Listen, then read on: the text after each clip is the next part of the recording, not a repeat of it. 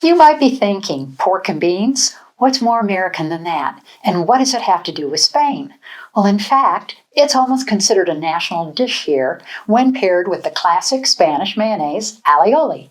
And if it weren't for Spanish explorers who brought pigs with them when they first traveled to the Americas, there might not be pork and beans as you know it. This dish couldn't be simpler. We're going to grill some super fresh pork sausage from our local butcher and pair it with a pan of giant white beans cooked low and slow over the coals until they become incredibly creamy and crispy all at the same time. These beans will turn you into a convert if you're not already into this wholesome, nutritious, protein-packed, and sustainable superfood. So let's get started. While George gets the fire going, I'll assemble the ingredients: sausage, beans, salt, pepper, olive oil, and garlic. We want to prick the sausage all over so it doesn't explode on us in the barbecue. Next, we want to coat the entire sausage with some olive oil to make sure it doesn't stick to the grill when we put it on.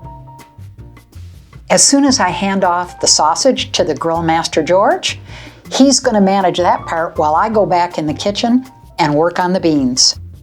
To make it extra easy, I'm using canned beans that I've rinsed and drained, and now all I have to do is dress them with 3 simple ingredients: olive oil, salt, and pepper. I like to be really careful with the beans so they don't break up, so I dress one side and then really gently toss them and add dressing to the other side. And trust me, it might look like we're using a lot of oil, but these will be the creamiest, healthiest beans you've ever had. Slice up 4 or 5 cloves of garlic and get that ready for the pan too.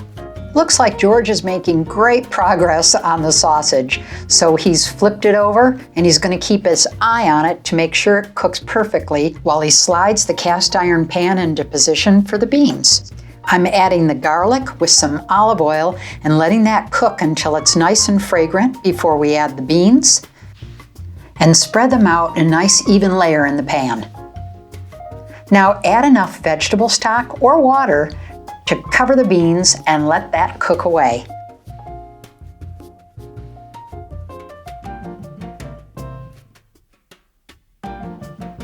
This is such a magical way to prepare these large white beans because once that broth has cooked off, and I give it a stir every once in a while, you're going to end up with an incredibly creamy interior and really crispy exterior. Looks like George has timed this just right, so he's going to take off the sausage really carefully, and then he's going to cover it with some tin foil to let it rest while the beans finish up.